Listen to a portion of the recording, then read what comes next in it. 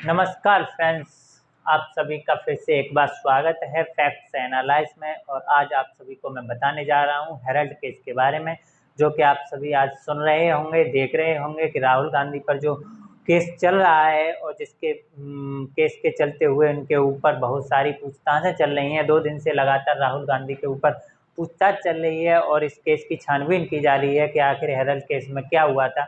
Herald case के बारे में मैं आपको सारी नॉलेज देने वाला हूं कि आखिर ये केस कैसे बना और किस तरह से इसकी जांचें आगे बढ़ रही हैं। क्या राहुल गांधी और सोनिया गांधी को जाना पड़ सकता है जेल?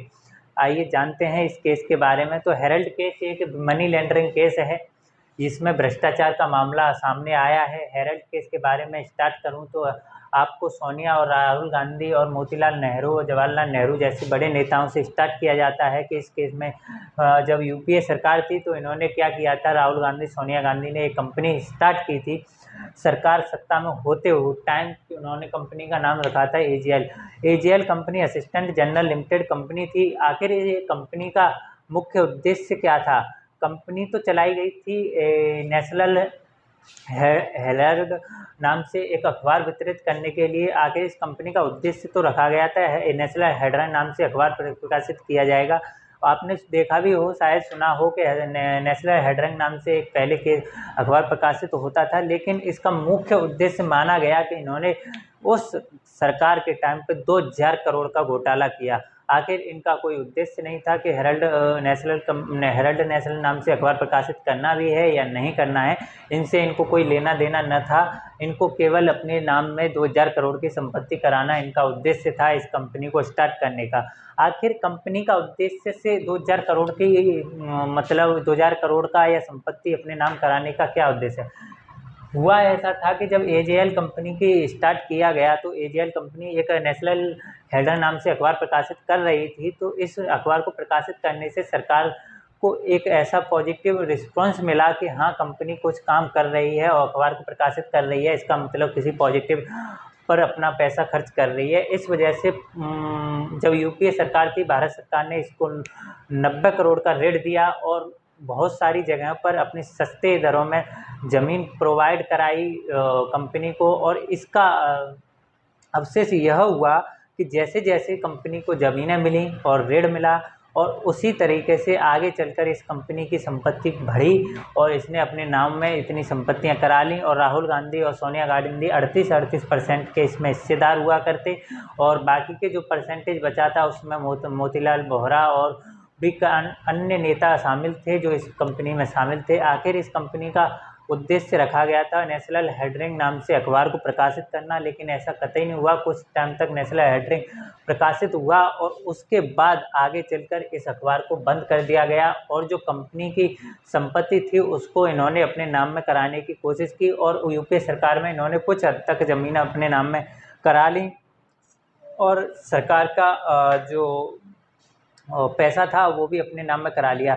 उसी टाइम 26 फरवरी को 2011 में इन्होंने 90 करोड़ का अपने नाम पर कंपनी के नाम पर ऋण लिया, जो कि यूपीए सरकार कांग्रेस सरकार ने इसको दिया था विदाउट ब्याज के। क्या किसी वैसे तो कहा जाए कि किसी भी सरकार को किसी भी कंपनी को लोन देना और ऋण देना ये राजनीतिक से अलग है और ये इल्लीगल माना जाता है और गैर कानूनी ढंग से इनको 90 करोड़ का सरकारी लोन मिल गया। ये इस वजह से मिल गया क्योंकि उस टाइम पर यूपीए सरकार थी और इनको कोई भी ज़्यादा झंझट वो करना न पड़ने की वो झंझट में पड़ने की कोशिश न करी गई। और 26 जनवरी को इनको 90 करोड़ का जो लोन मिला उसको भी इन्होंने अपने नाम में कर लिया।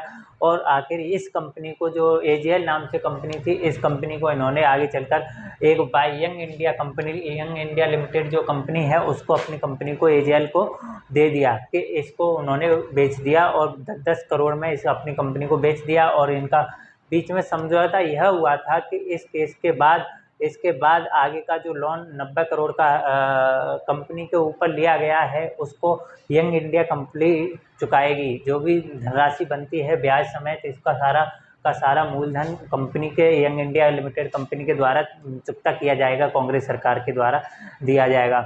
लेकिन ऐसा न हुआ। आगे चलकर दोनों ने यंग इंडिया कंपनी का जो ऋण था उसको भी माफ़ कर दिया गया यूपीए सरकार द्वारा।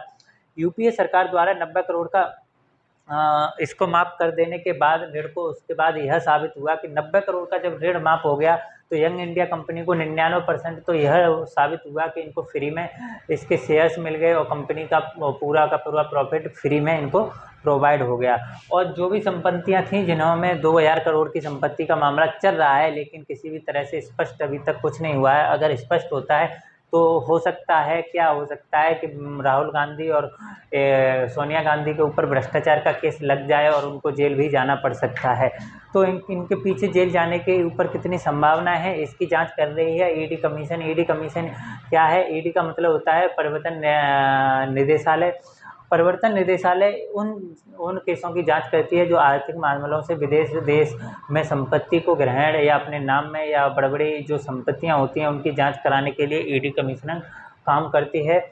इसी तरह जब ईडी कमिश्नर ने इस केस की जांच की तो 26 जनवरी 14 और 26 जनवरी 12 को जिस सुब्रमण्यम स्वामी ने इस केस को कोर्ट में पेश किया कि गांधी पूरा का पूरा गांधी परिवार इस केस में अपने हेरल्ड केस को अपने नाम में कंपनी को बेचकर इस तरह से इन्होंने इतना 2000 करोड़ का घोटाला और 90 करोड़ का सरकार का पैसा अपने नाम में करा लिया है।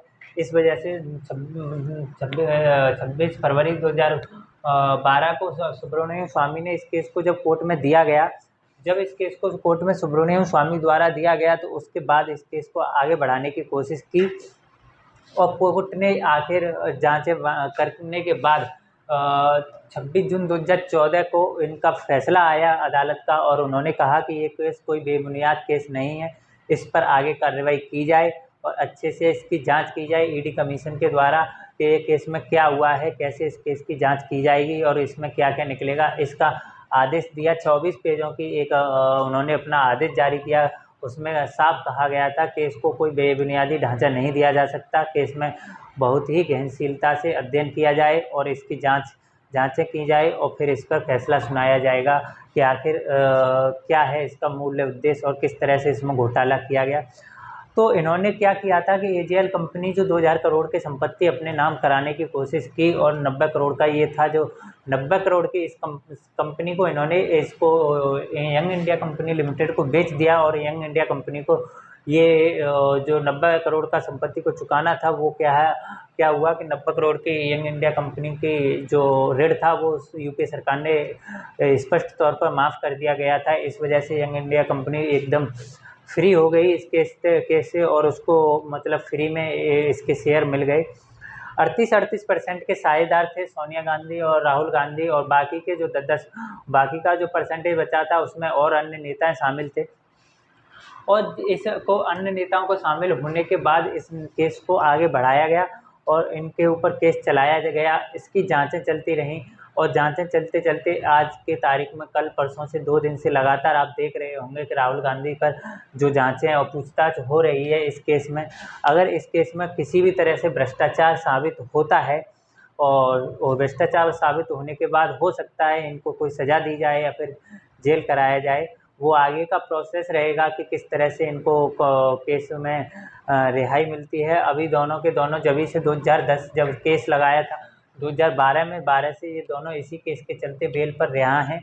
इनको जमानत पर ये बाहर हैं राहुल गांधी और सोनिया गांधी, वरना इनको अभी जमानत से बाहर चल रहे हैं। इनको अरेस्टिंग वारंट उसके साथ अरेस्ट कर लिया जाता अगर इनकी जमानत ना की जाई होती। जमानत पर बाहर होने के कारण इस पर केस की अभी जांचें चल रही हैं और जब तक जांचें क्लियर नहीं होती कोई भी स्पष्ट नहीं किया जा सकता कि यह भ्रष्टाचार का केस कंप्लीट है। हो सकता है मोदी सरकार यह इस केस के ज़रिए यह बताना चाहती हो कि आप जांच करा के कि आप भी सोनिया गांधी और राहुल गांधी आप भी उसी पहलू के नेता हैं आम आदमी की तरह। आपके लिए भी वही संविधान है जो आम आदमी के लिए है। इसी तरह से इनके ऊपर भी जांचें बैठाई गई हैं और इनके ऊपर जांच कराई जा रही है, पूछताछ की जा रही है। 2 दिन हो गए, कल रात 1 बजे तक इनके ऊपर जांचें हुई हैं। तो आप सभी को मैं उम्मीद करता हूं कि इस केस के बारे में ज़्यादातर और सारे के सारे टॉपिक्स क्लियर हो गए होंगे। आखिर क्या था केस और किस तरह इस केस को आगे बढ़ाया गया है और इस केस का मूल उद्देश्य क्या है और ये केस आगे किस तरह से चलेगा। और आगे जाँचों के होने के बाद ही पता चल पाएगा कि इस केस के आगे क्या करना है। तो यंग इंडिया कंपनी फ्री होने के बाद आगे इस केस के बारे में अब चल रहा है, उसके बाद आगे की खबर को हम आपके साथ साझा करते रहेंगे। बने रहिए फैक्ट एनालाइज के चैनल के साथ और सब्सक्राइब कीजिए, शेयर कीजिए वीडियो को, जिससे कि आगे के अच्छे से अच्छे लोगों के पास सबके पास ये वीडियो पहुँचे, और लाइक शेयर करना ना भूलें। नमस्कार, जय हिंद।